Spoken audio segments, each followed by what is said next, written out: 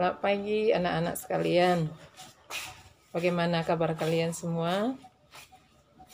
Suster harap semuanya dalam keadaan sehat dan bisa menikmati kebersamaan bersama dengan keluarga dalam situasi yang sedang kita hadapi sekarang. Mungkin anak-anak sekalian sudah merasa agak jenuh ya tinggal di rumah karena tidak bisa keluar dari rumah beraktivitas seperti biasa. Berjumpa dengan teman-teman, bisa rekreasi dengan teman, atau juga bisa jalan-jalan dengan teman. Tetapi situasi yang kita hadapi sekarang memang membuat kita harus bisa menjaga diri, stay at home, untuk memutus rantai penyebaran virus corona. Sebagaimana kita ketahui bersama yang menjadi masalah bukan hanya Indonesia tetapi masalah dunia. Namun kita semua berharap bahwa situasi yang sedang kita alami ini bisa cepat teratasi berkat kerjasama semua pihak untuk ikut aturan apa yang sedang dilakukan. Maka walaupun kita tidak berjumpa seperti biasa di sekolah kita, tapi suster yakin bahwa kita semua bisa satu ketika lagi nanti berkumpul bersama. Dan harapan suster juga bahwa anak-anak kami di rumah bukan tidak belajar, tetapi kita belajar dari jarak jauh. Maka untuk itu juga suster mengharapkan supaya bahan-bahan yang dikirimkan Bapak Ibu gurumu kamu kerjakan dengan baik, dan apa yang kau kerjakan itu juga kau kirimkan dengan segera kepada guru-gurumu. Pada hari ini kita jumpa kembali melanjutkan pembelajaran agama kita secara online. Dan saya ingatkan sebelum masuk ke materi kita ini, anak-anak kami yang masih belum menyelesaikan tugas yang kedua dan pertama, mohon dikirim lagi. Walaupun terlambat, suster tetap menerimanya. Pada kesempatan ini kita masih melanjutkan pembelajaran kita, Yesus Putra Allah dan Juru Selamat. Sebelum kita masuk dalam materi ini, suster mau mengajak kita sebentar untuk mempermudah pemahaman kita. Dalam masyarakat, kita mengenal adanya orang yang karena sebab tertentu memiliki gelar. Ada gelar yang bersifat akademis, misalnya sarjana pendidikan. Ada juga gelar yang bersifat kebangsaan, misalnya para pahlawan. Dalam situasi negara kita sekarang ini, di mana kita menghadapi adanya virus corona yang sangat menggelisahkan, bahkan menakutkan kita semua. Dalam situasi ini, para perawat, para dokter, atau dikatakan tenaga kesehatan, mereka diberi gelar sebagai garda terdepan. Gelar atau julukan yang disandang seseorang biasanya terkait dengan keberhasilannya dalam bidang tertentu atau jasa-jasa yang disumbangkannya kepada masyarakat, baik karena tugasnya ataupun kepribadiannya. Para dokter, para perawat, atau dikatakan juga tenaga kesehatan, mereka diberi gelar sebagai garda terdepan untuk situasi yang sedang kita alami sekarang ini berhadapan dengan virus corona. Mengapa mereka diberikan gelar sebagai garda terdepan? Alasannya karena mereka memberikan seluruh tenaga, pikiran, waktu mereka untuk memberikan pelayanan terhadap mereka yang terkena virus corona. Mereka sejauh kita lihat tidak lagi mementingkan keselamatan diri mereka, melainkan mereka lebih memikirkan keselamatan orang lain, yaitu mereka yang terkena penyakit virus corona.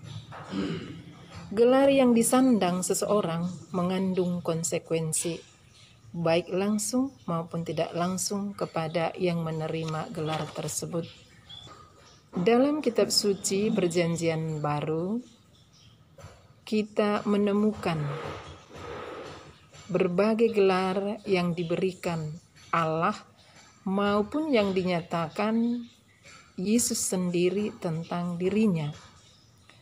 Misalnya, Mesias, Kristus, Anak Allah, Putra Allah. Dari gelar-gelar yang ada ini tidak semua mau kita bahas. Hanya 3 yang kita mau bahas.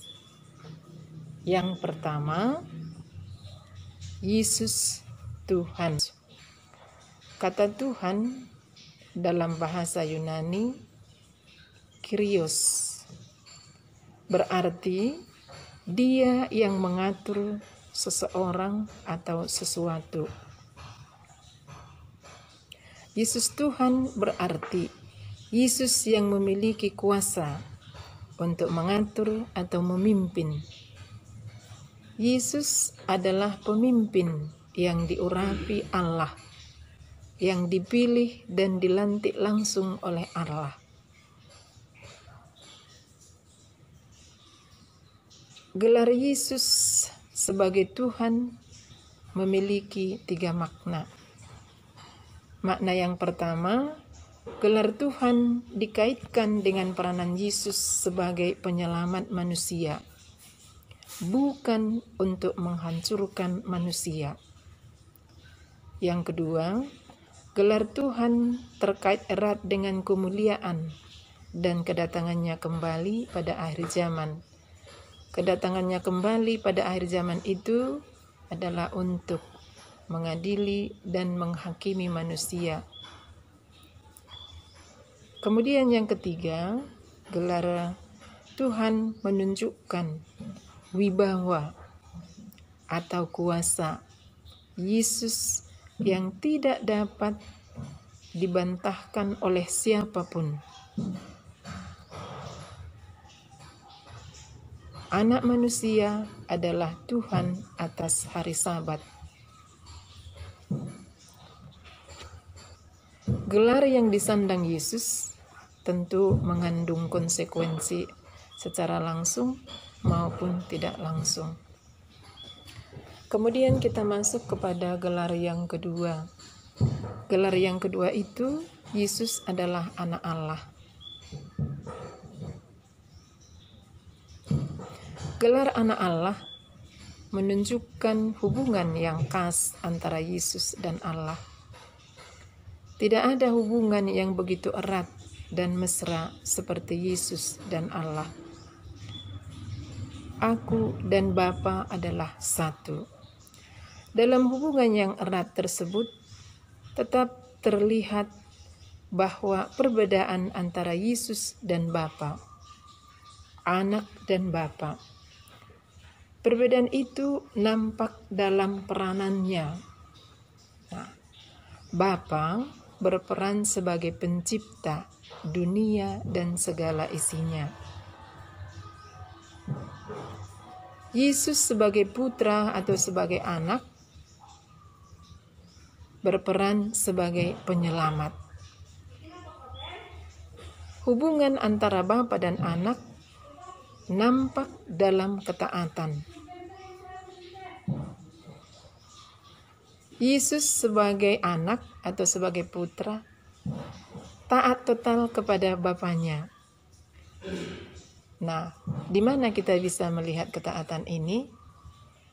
Yesus sendiri mengatakan, "Makananku ialah melakukan kehendak Bapa-Ku." Di sini terlihat jelas bahwa Yesus Putra Allah mempertaruhkan seluruh hidupnya, seluruh dirinya untuk melayani dan melakukan kehendak Bapa. Dan dilakukan dengan taat yang sempurna. Hal ini bisa kita lihat dalam perayaan-perayaan yang baru kita lewati. Ia wafat di kayu salib. Juga bisa kita lihat ketaatan Yesus itu kepada Bapanya dalam pencobaan di padang gurun. Itu bisa kita lihat dalam Lukas 4 ayat 1 sampai 13. Di mana Yesus dicobai oleh iblis. Namun Yesus tetap taat kepada Bapanya. Dia tidak pernah goyah terhadap godaan yang dilakukan iblis kepadanya. Kemudian juga kita bisa melihat bukti ketaatan Yesus itu saat Yesus berada di Taman Getsemani. Yesus tetap taat untuk melakukan kehendak Bapanya. Yesus mengatakan, "Jikalau tidak mungkin itu berlalu, terjadilah kehendak-Mu." Nah, sekarang kita masuk kepada gelar yang ketiga. Yesus Juru Selamat. Yesus datang ke dunia untuk menanggapi kerenduan manusia yang paling dalam. Keselamatan itu dinyatakan dengan pembebasan manusia dari dosa. Hal ini bisa kita baca dalam Matius 1 ayat 21. Di sini dikatakan, Dialah yang akan menyelamatkan umatnya dari dosa mereka. Nah, sekarang kita mau melihat dulu apa itu dosa. Pengertian dosa itu apa? Nah, dosa adalah tindakan yang melanggar norma atau aturan yang telah ditetapkan Allah.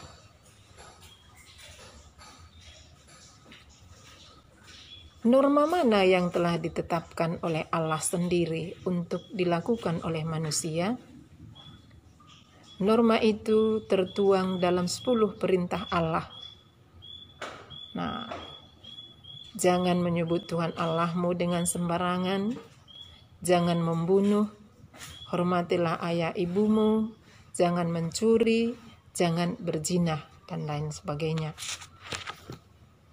Terhadap norma yang sudah ada ini, dalam perjalanan waktu manusia tidak mau mentaatinya, melainkan melanggarnya. Sehingga terjadilah ketidakharmonisan di antara manusia. Terjadi pencurian, terjadi pembunuhan, terjadi perzinahan, dan lain sebagainya. Dengan demikian hubungan antara manusia tidak ada lagi cinta kasih, atau boleh dikatakan cinta kasih mulai kehilangan. Manusia yang tidak taat lagi kepada Allah. Maka untuk mendamaikan manusia dengan Allah yang telah menjauh dari Allah, Yesus datang ke dunia untuk menyelamatkan kita. Melalui sengsara, wafat, dan kebangkitannya, kita sebagai orang Kristen, baik Kristen Protestan maupun Katolik, kita baru saja merayakan Paskah. Walaupun kita rayakan di dalam rumah kita masing-masing bersama dengan anggota keluarga kita, di mana di dalam perayaan Paskah kita mengenang bagaimana Yesus menyelamatkan kita, umat manusia yang dicintainya.